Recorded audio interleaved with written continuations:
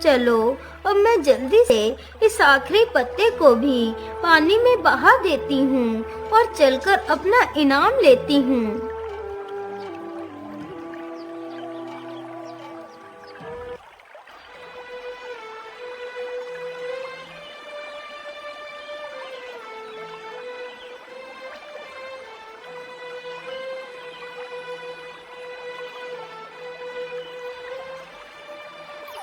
वैसे आज तो मछलियाँ काफी पकड़ चुका हूँ। चलो अब घर वापस चलता हूँ। इतना सोचकर मछुआरा जैसे ही अपनी नाव को थोड़ा आगे बढ़ाता है तो देखता है सामने एक वैसी ही टोकरी फिर से बहती हुई आ रही है। अरे ये क्या, ये टोकरी तो हूबहू वैसी ही है जैसे मैंने पहले पाई थी। कहीं इस टोकरी में भी तो कोई बच्चा नहीं। मुझे जल्दी से चलकर देखना चाहिए। मछुआरा तुरंत ही अपनी नाव को टोकरी की तरफ लेकर जाता है। अरे ये क्या, इस टोकरी में तो एक और बच्चा है, लेकिन इसके माथे पर भी वैसा ही चिन्ह बना हुआ है जैसा कि मेरे बेटे के माथे पर है। कहीं ये बच्चा उसी का भाई तो नहीं। चलो मैं जल्दी से इसे भी अपने घर लेकर चलता हूँ।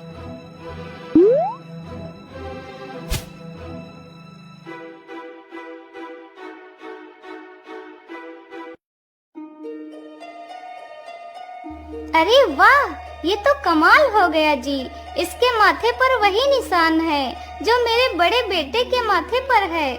जरूर आपकी बात सच ही है, ये दोनों एक दूसरे के भाई ही होंगे। 20 वर्ष गुजरने के पश्चात उस मछुआरे की मृत्यु हो जाती है।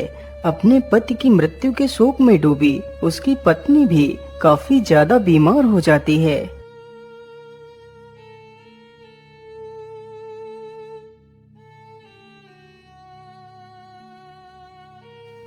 भैया अब तो हमारे पास पैसे भी नहीं बचे। जितने पैसे थे वो सब माँ की दवाई में ही खत्म हो गए। अब दवाई के लिए पैसे कहाँ से लेकर आएंगे। इसीलिए भैया आप माँ की देखरेख करो, मैं नौकरी की तलाश में निकलता हूँ। नहीं मेरे भाई, तुम मेरे छोटे भाई हो और बड़े भाई के रहते भला तुम काम करोगे? नहीं नहीं, ये उचित नहीं है। तुम माँ की देखरेख करो। मैं महाराज के पास जाकर उनसे कोई नौकरी की याचना करूंगा। हो सकता है महाराज मुझे किसी काम पर रख ले।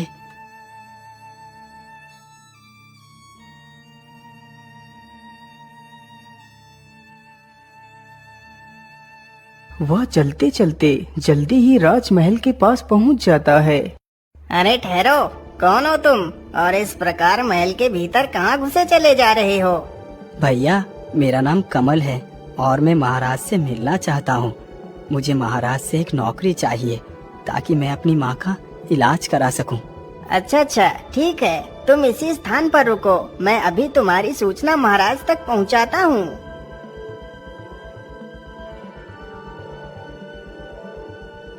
महाराज, द्वार पर एक नौजवान आया है। वह आपसे मिलने की गुहार लगा रहा है। कहता है कि वह आपसे मिलना चाहता है और आपसे एक नौकरी की आशा रखता है। अच्छा ठीक है, तुम जल्दी से जाओ और उसे आदर सहित राज्यसभा में लेकर आओ। चलिए युवक, हमारे साथ चलिए, महाराज ने आपको बुलाया है। कमल जैसे ही राजा के सामने जाकर खड़ा होता है तो राजा अचंभित हो जाता है और उसे देखता रहता है। वह ऐसा महसूस कर रहा था जैसे कि वह उसी का पुत्र हो। अरे यह कौन है? इसके माथे पर तो वैसा ही चिन्ह है जैसा यशोधरा के पुत्रों के माथे पर था। तो कहीं ऐसा तो नहीं यह लड़का उन्हीं में से एक हो?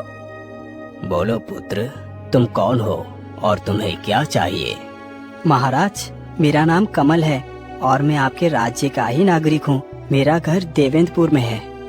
अच्छा ठीक है पुत्र, तो मुझे बताओ कि तुम्हारा यहाँ आना कैसे हुआ? महाराज मेरी माता की तबीयत बहुत ज्यादा खराब है, परंतु मेरे पास पैसे नहीं, इसीलिए मैं अपनी माता का इलाज नहीं करवा पा रहा। कृपा कर आप मुझे कोई काम दे दीजिए जिससे मैं अपनी माता का इलाज करवा सकूं। पुत्र अभी तो हमारे पास ऐसा कोई स्थान रिक्त नहीं है जिस पद पर मैं तुम्हें रख सकूं, लेकिन हाँ पुत्र, मैं तुम्हें 100 सोने की अशर्फिया दे सकता हूँ जिससे तुम अपनी माता का इलाज अच्छी तरह करवा सकते हो। माफ करना महाराज, लेकिन मैं आपसे बिना मेहनत किए पैसा नहीं ले सकता। इतना कहकर कमल वहाँ से जाने लगता है। सुनो पुत्र, यदि तुम ये पैसे ऐसे नहीं लेना चाहते तो तुम मुझसे ये पैसे कर्ज के तौर पर ले लो, फिर तुम मेरे पैसे मुझे कमाकर वापस कर देना। वैसे महाराज उचित ही तो कह रहे हैं, अभी मुझे इन पैसों की अधिक आवश्यकता है। मुझे ये पैसे ले लेना चाहिए, फिर मैं अपनी मेहनत से इसके सारे पैसे चुका दूंगा। क्या हुआ पुत्र, तुम क्या सोचने लगे? कुछ नहीं महाराज, मैं आपसे ये पैसे कर्ज के तौर पर ही ले लेता हूँ। फिर राजा कमल को 100 सोने की मोहरें देकर भेज देता है। महाराज, जब वह युवक पैसे लेने से मना कर रहा था तो आपको उसे पैसे देने की क्या आवश्यकता थी? पता नहीं महारानी, वो युवक मुझे अपना सा लगा, इसीलिए मैं उसकी मदद करने से अपने आप को रोक नहीं पाया। राजा के मुख से ऐसे वचन सुनकर महारानी का संदेह तो और भी गहरा हो गया। क्या बात है महारानी जी, आपने इतने वर्षों पश्चात अचानक ही मुझे याद किया। दाई माँ, मैं बस आपसे इतना जानना चाहती हूँ कि आपने यशोधरा के दोनों पुत्रों का क्या किया? तुमने उन्हें कैसे मारा? अरे महारानी, मारना कैसा था, आपने ही तो बताया था कि उन्हें किसी नदी में जाकर बहा दो, तो मैंने उन दोनों को नदी में ही बहा दिया था। क्या? नदी में बहा दिया? लेकिन कैसे? तुमने उन बच्चों को कैसे बहाया? बताओ मुझे। फिर वह बुढ़िया सारी कहानी महारानी को सुनाती है।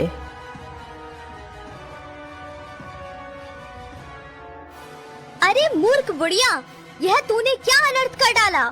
मैंने तुझसे कहा था कि उन बच्चों को नदी में ऐसे ही फेंक कर बहाना है, और तूने उन्हें टोकरी के भीतर रखकर बहाया।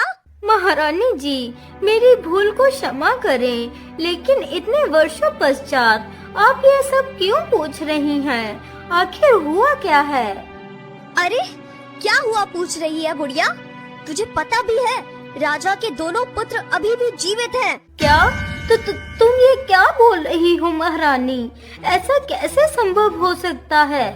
अरे मूर्ख, यह सब तेरी मूर्खता के कारण ही संभव हो चुका है।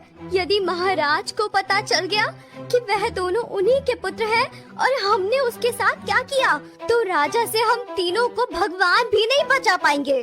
महारानी, यह समय भयभीत होने का नहीं है, यह समय षड्यंत्र रचने का है कि उसे कैसे अपने रास्ते से हटाना है। बस तुम इतना बताओ कि तुमने उसे कहाँ पर देखा था? फिर महारानी राजसभा में हुई घटना को बताती है। महारानी जी, उनसे निपटने का रास्ता मिल गया, तुम फिक्र न करो। यह समझो कि वह दोनों तुम्हारे रास्ते से हट गए। लेकिन वो कैसे? मैं कुछ समझी नहीं।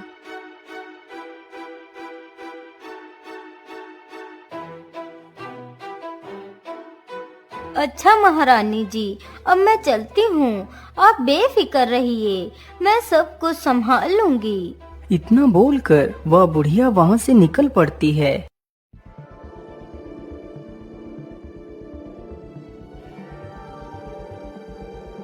वह चलते चलते उसी नगर में पहुँचती है जिस नगर में कमल तथा उसका छोटा भाई रहते थे। अरे बेटा, इस नगर में कमल का घर कौन सा है? माता जी, आप सीधे चली जाइए, गांव के आखिर में ही कमल का घर है। उस व्यक्ति की यह बात सुनकर वह बुढ़िया आगे बढ़ चलती है और जल्दी ही उसी घर के सामने जाकर रुक जाती है।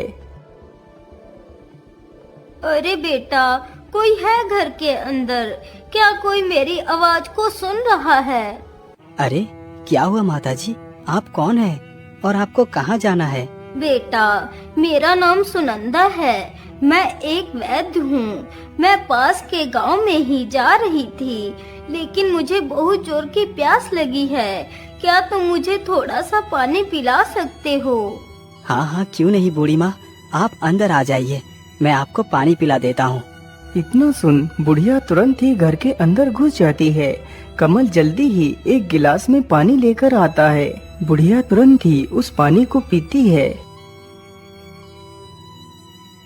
वाह बेटा वाह, तुम्हारा भला हो, तुमने इस प्यासे को पानी पिलाया।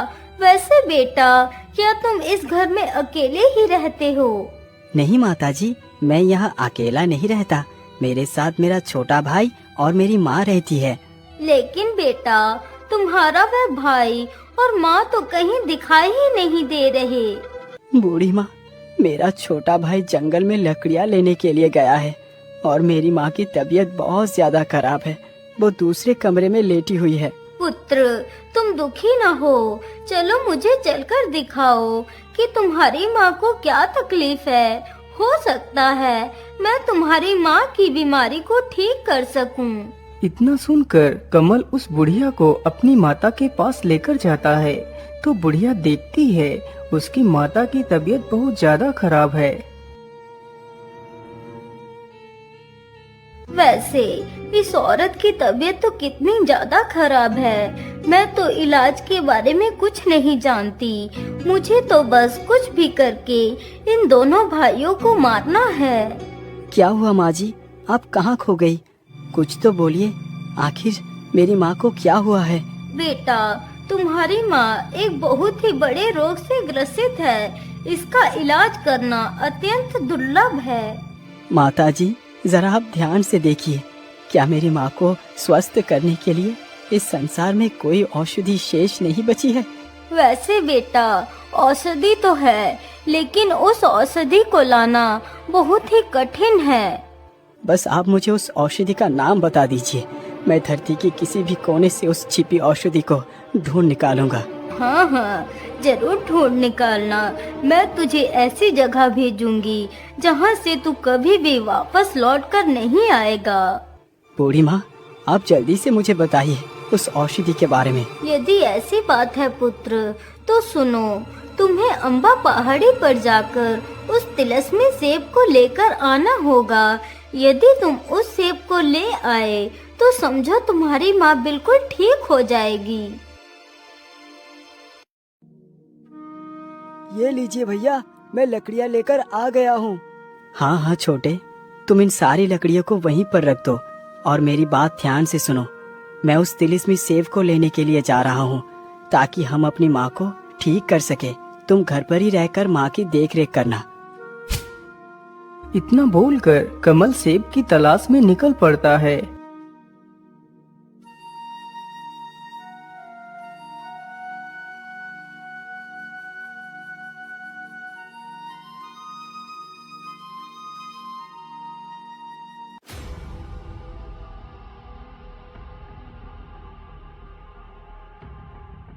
वह चलते चलते एक घने जंगल से गुजरता है।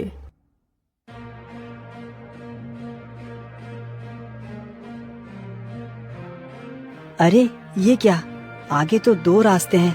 अब मैं किस रास्ते पर जाऊं? कौन सा रास्ता सही और कौन सा रास्ता गलत, ये मैं कैसे पता करूं? वह इतना सोच ही रहा था कि तभी उसकी नजर सामने एक पेड़ के नीचे बैठे साधु पर पड़ती है। अरे ये साधु कौन है? चलो इसके पास चलकर पूछता हूँ। बाबा, आंखें खोलिए बाबा, मेरी सहायता कीजिए। अरे क्या बात है बेटा, तुम कौन हो और तुम्हें क्या तकलीफ है? बाबा, मेरा नाम कमल है और मैं अम्बा पहाड़ी पर जाना चाहता हूँ ताकि मैं उस तिलिस्मी सेब को ला सकूं। क्या तिलिस्मी सेब? लेकिन बेटा, तुम्हें उस सेब की क्या आवश्यकता पड़ गई? फिर कमल सारी दास्तान उस साधु को सुनाता है। इसीलिए मुझे वो तिलिस्मी सेब किसी भी हालत में चाहिए। लेकिन पुत्र, क्या वो तिलिस्मी सेब तुम्हें उस वैद्य ने लाने को कहा है? हाँ बाबा, उस सेब को लाने के लिए उस वैद्य ने ही बताया है। बाबा, अब आप और विलम्ब ना कीजिए, मुझे वहाँ जाने का मार्ग बता दीजिए। पुत्र, वो सेब लाना इतना भी आसान नहीं जितना कि तुम समझ रहे हो। वो सेब अम्बा पहाड़ियों के बीच परियों के बगीचे में मिलेगा। उसकी रक्षा दो दैत्य करते हैं। याद रखना, यदि वो दोनों दैत्य सो रहे हो तो बगीचे में मत घुसना। उन दोनों दैत्यों के जागने की प्रतीक्षा करना और यदि बगीचे का दरवाजा खुला हो तो मत घुसना। यदि दरवाजा बंद हो तो उसे खोलकर अंदर चले जाना। वहाँ तक पहुँचने का सही मार्ग वो है। मुझे सही मार्ग दिखाने के लिए आपका बहुत बहुत धन्यवाद। अच्छा बाबा, अब आप मुझे जाने की अनुमति दीजिए। फिर वह आगे बढ़ता है।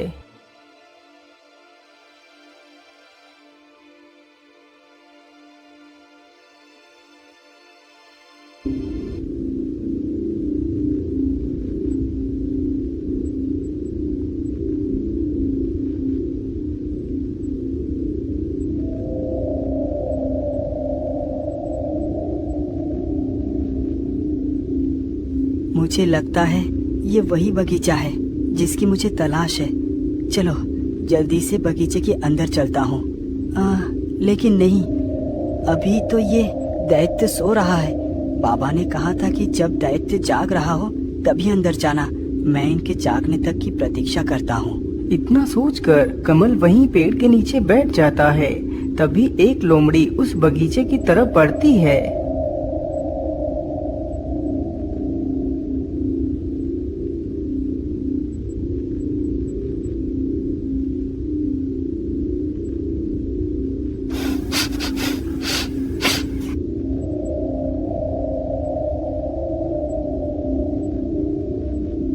अरे दोस्त, तू हमारे रहते हुए इस बगीचे में घुसना चाहती थी। रुक, अभी तुझे मजा चखाता हूँ।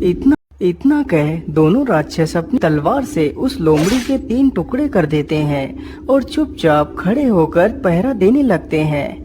अरे राम राम राम, इन दैत्यों ने तो लोमड़ी को काट डाला।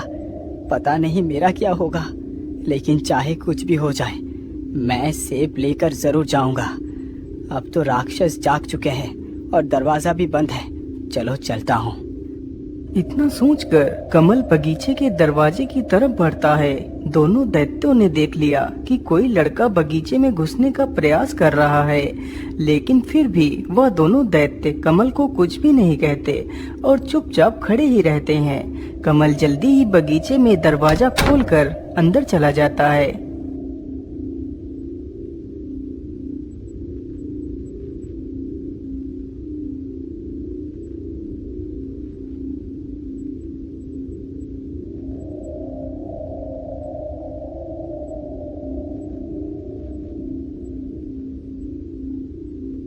हे भगवान, तेरा लाख लाख शुक्र है।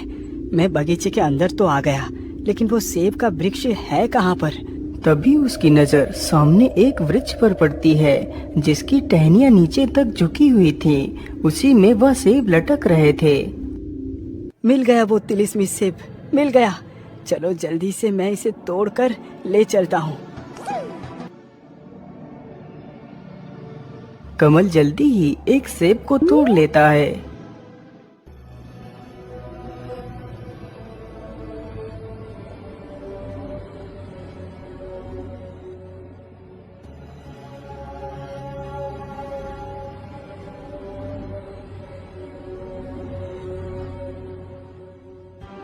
मेरे हिसाब से अब तक तो उस लड़के को उन राक्षसों ने खत्म कर दिया होगा।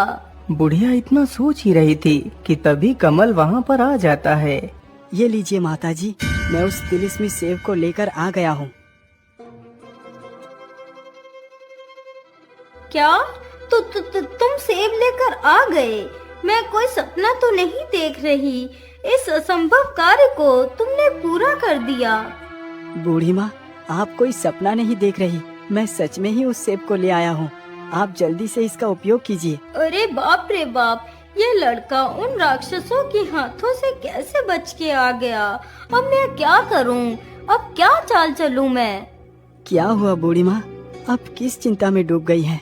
कहीं नहीं पुत्र, तुम सेब तो ले आए हो, लेकिन ये सेब ऐसे कुछ भी कार्य नहीं करेगा जब तक इस सेब में उस नीले पक्षी का एक पंख पीसकर नहीं डाला जाता। तब तक ये सेब व्यर्थ है। तो फिर मैं क्या करूं बूढ़ी माँ? अब ये नीला पक्षी मुझे कहाँ मिलेगा? वह नीला पक्षी तुम्हें जातक महल में मिलेगा, जो महल अब एक खंडर बन चुका है। अच्छा ठीक है, अब मैं चलता हूँ।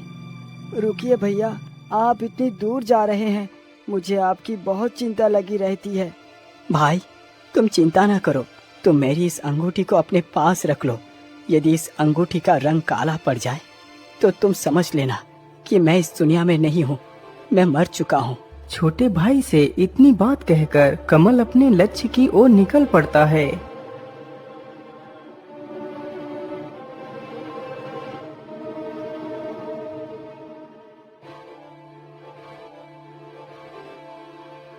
घर से तो निकल पड़ा हूँ, लेकिन ये तो पता ही नहीं है कि आखिर वो नीला पक्षी मुझे मिलेगा कहाँ। मैं ऐसा करता हूँ, उन बाबा के पास ही चलता हूँ, वो बाबा जरूर मेरी मदद करेंगे। इतना सोचकर कमल उन्हीं बाबा से मिलने के लिए बढ़ चलता है।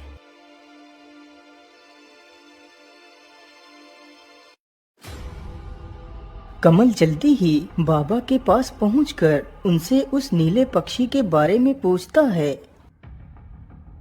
क्या अब तुम्हें उस नीले पक्षी को लाना है? लेकिन क्यों? क्या उस तिलिस्मी सेब से तुम्हारी माता ठीक नहीं हुई? नहीं साधु बाबा, वैद्य ने बताया है कि उस नीला पक्षी का पंख पीसकर सेब में मिलाकर खाने से ही मेरी माँ स्वस्थ होंगी, अन्यथा केवल अकेला सेब व्यर्थ है। आखिर ये कैसा वैद्य है जो इस बालक को बार बार मौत के मुंह में ढकेल रहा है? बाबा आप क्या सोचने लगे? जल्दी से मुझे उस नीले पक्षी का पता बता दीजिए। बेटा, उस नीले पक्षी को पकड़ना इतना आसान नहीं। आज तक उसे जो भी पकड़ने के लिए गया वो कभी वापस लौट कर नहीं आया। बाबा अब चाहे कुछ भी हो जाए, मैं उस नीले पक्षी को लेने के लिए अवश्य जाऊंगा। बस आप मुझे वहाँ का रास्ता बता दीजिए। पुत्र, वो नीला पक्षी तुम्हें जातक महल में ही मिलेगा, जो महल अब एक खंडर बन चुका है। ध्यान रखना, वो नीला पक्षी तुमसे कुछ भी कहे या तुम्हें बोलने पर विवश करे, फिर भी तुम्हें उसकी किसी भी बात का कोई जवाब नहीं देना है। तुम्हें वहाँ पर ढेर सारी पत्थर की मूर्तियाँ खड़ी हुई मिलेगी। लेकिन बाबा वो सारी मूर्तियाँ है किसकी? बेटा, वो मूर्तियाँ उन वीरों की है जो उस नीले पक्षी को पकड़ने या फिर उसका पंख लेने के लिए गए थे और वहीं पर पत्थर बनकर रह गए और फिर कभी वापस लौट कर ना आ सके। तुम याद रखना पुत्र, तुम्हें उस पक्षी की किसी भी बात का कोई जवाब नहीं देना है। ठीक है बाबा, मैं याद रखूंगा। लेकिन बाबा ये जातक महल है किस दिशा में? बेटा, वो जातक महल तुम्हें इस जंगल को पार करने के बाद मिलेगा। ठीक है बाबा, अब मैं चलता हूँ। फिर वह पंछी की तलाश में निकल पड़ता है।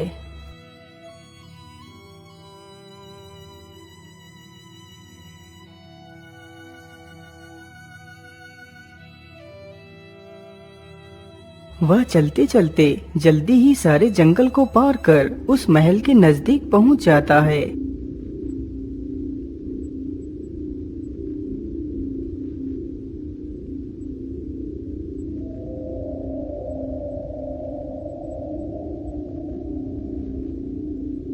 मुझे लगता है यही वो जातक महल है। चलो इसके अंदर चलकर देखता हूँ। कमल तुरंत ही उस महल के अंदर घुस जाता है तो देखता है कि हर तरफ पत्थर की मूर्तियां ही मूर्तियां थीं।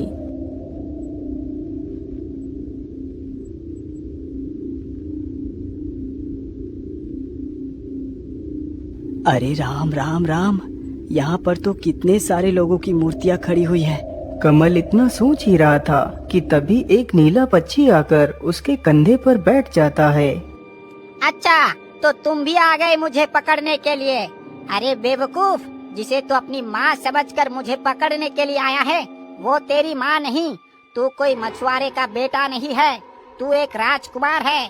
और जिसके कहने पर तू मुझे पकड़ने के लिए आया है, वो कोई वैद्य नहीं, वो तेरी सबसे बड़ी दुश्मन है जो तुझे मारना चाहती है। तेरी असली माँ को तो तेरी सौतेली माँ ने एक काल कोठरी में बंद करवा रखा है। क्या मैं एक राजकुमार हूँ और मेरी माँ ये नहीं कोई और है, और वो काल कोठरी में कैद है? ये तुम क्या कह रही हो पक्षी? इतना बोलते ही कमल एक पत्थर की मूर्ति में बदल जाता है। अरे ये क्या, इस अंगूठी का रंग तो एकदम काला पड़ गया। तो इसका मतलब मेरे भैया इस दुनिया में नहीं रहे। हे भगवान, ये तूने क्या कर दिया?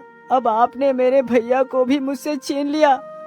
बेटा, तुम ज्यादा दुखी ना हो। अभी तुम्हारे भाई को कुछ भी नहीं हुआ होगा।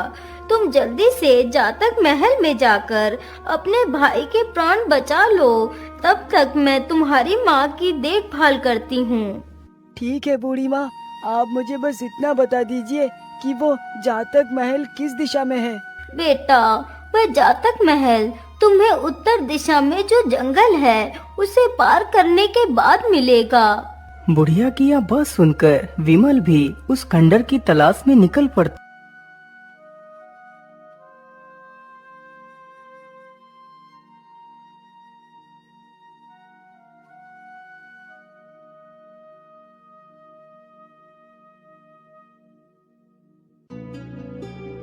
वह चलते चलते वहीं से गुजरता है जहाँ वह साधु बैठा हुआ था।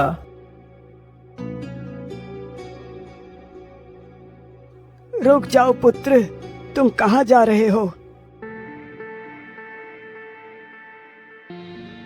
हाँ हाँ, मैं जानता हूँ कि तुम्हारा भाई अब जीवित नहीं है। वो एक पत्थर की मूर्त बन चुका है। क्या पत्थर की मूर्ति बन चुका है? लेकिन कैसे बाबा?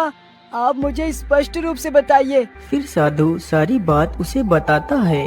पुत्र, उस पक्षी को सिर्फ वही पकड़ सकता है जो उस पक्षी के किसी भी बात का कोई जवाब ना दे।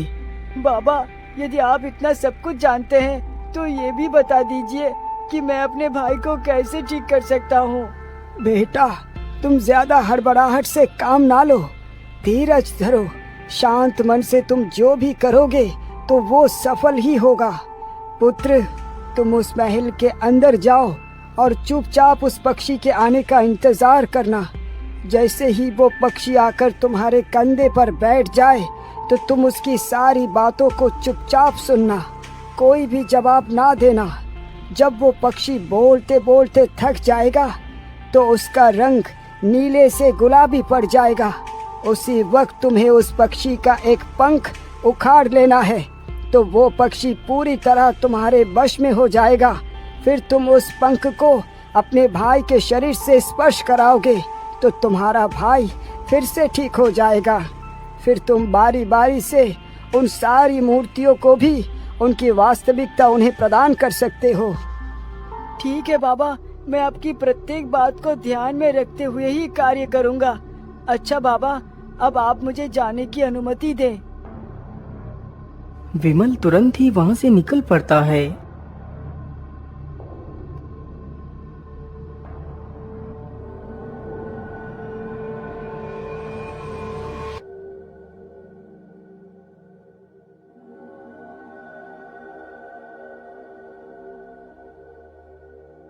जरूर यही वो महल है जो बाबा ने बताया है। चलो इसके अंदर चलकर देखता हूँ। विमल चुपचाप महल के अंदर जाता है तो देखता है उसका बड़ा भाई सामने ही पत्थर की मूर्त बना हुआ खड़ा है। भैया, ये क्या हो गया आपको? आप तो एक पत्थर बन चुके हैं। आप तो यहाँ उस नीले पक्षी का पंख लेने के लिए आए थे। आपका ये हाल देखकर मेरा हृदय बैठा जा रहा है। मुझसे बात करो भैया, मुझसे बात करो।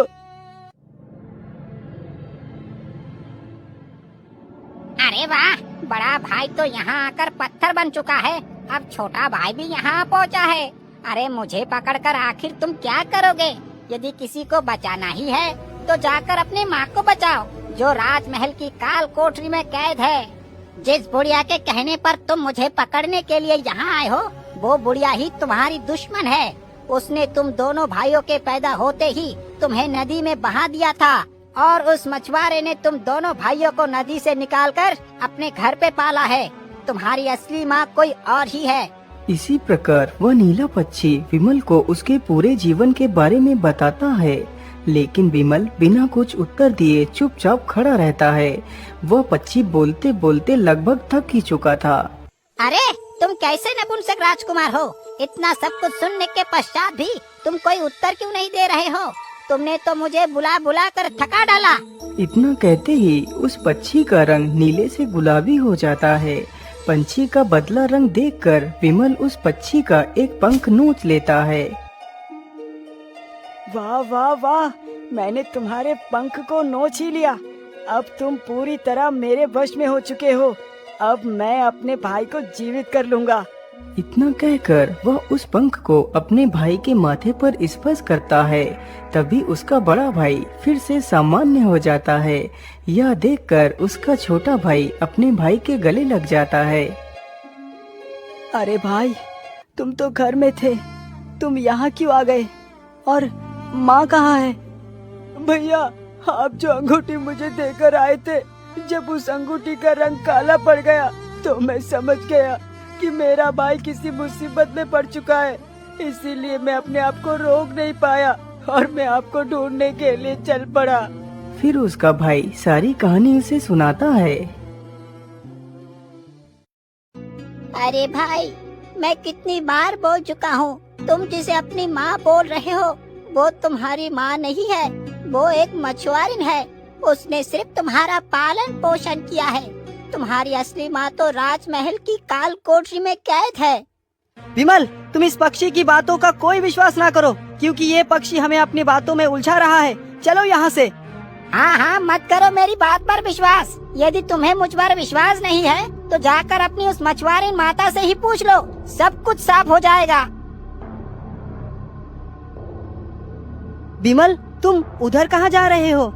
भैया जरा आप रुकिए, मैं इन सभी वीरों को भी मुक्त कर देता हूँ। हाँ हाँ, जरूर मुक्त कर दो। वैसे भी अब मेरे बातों का जवाब देने से किसी का कोई नुकसान नहीं होगा, लेकिन मेरी इस बात को जरूर याद रखना।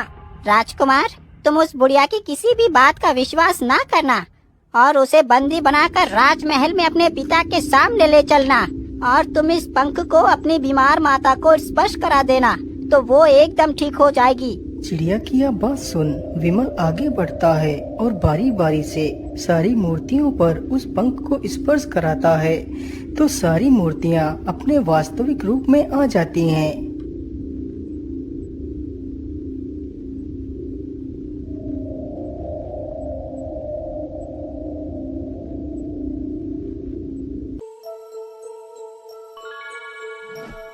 पंख के स्पर्श होते ही वह मछुआरिन भी पूरी तरह स्वस्थ हो जाती है। माँ, मैं आपसे एक बात पूछना चाहता हूँ। हाँ हाँ, बोलो पुत्र, तुम क्या कहना चाहते हो? माँ, क्या आपने हम दोनों भाइयों को अपनी कोख से जन्म नहीं दिया? ये तुम क्या कह रहे हो बच्चों? यह सब तुमसे किसने कहा? माँ, आपको हमारी सौगंध है, आप मुझे सच सच बताइए कि आप ही हमारी जन्मदाता हैं। नहीं पुत्रों, मैंने तुम्हें अपनी कोख से जन्म नहीं दिया। तुम दोनों हमें उस नदी में बहते हुए मिले थे।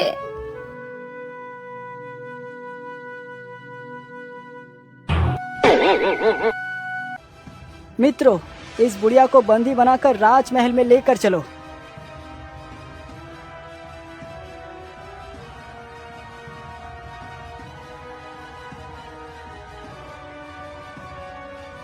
क्या तुम दोनों मेरे पुत्र हो और तुम्हें जन्म देने वाली यशोधरा है?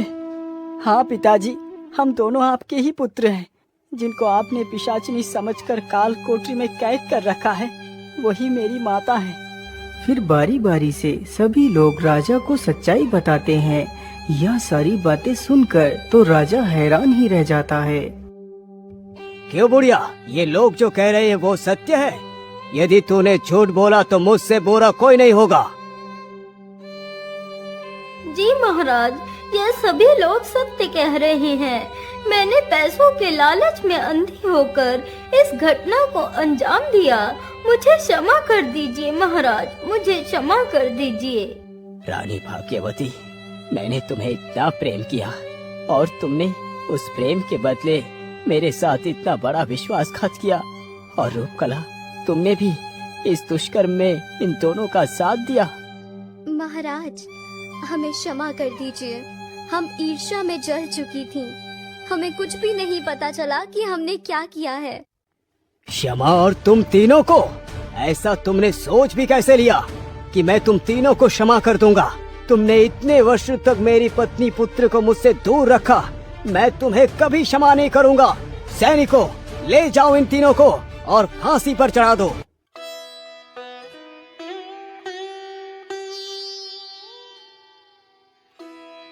माँ, देखो, हम आपको लेने के लिए आए हैं। चलो माँ, हमारे साथ चलो। माँ, तुमने मुझे माँ कहा? तुम कौन हो पुत्रो, जो इस अभागन को माँ कहकर पुकार रहे हो? माँ, हम दोनों आपके ही पुत्र हैं। हम दोनों ने आपके ही कोख से जन्म लिया है। कुछ दुष्टों ने हमें आपसे जुदा कर दिया था माँ। फिर सारी कहानी यशोधरा को उसके दोनों बेटे सुनाते हैं। यह सुनते ही वह अपने दोनों बेटों को अपने गले से लगा लेती है। मेरे बच्चों, तुम्हारे बिना तुम्हारी यह माँ एकदम निर्जीव हो चुकी थी। इस प्रकार तीनों दुष्टों को उनके किए की सजा मिली और बाकी के सारे लोग खुशी खुशी महल में रहने लगे।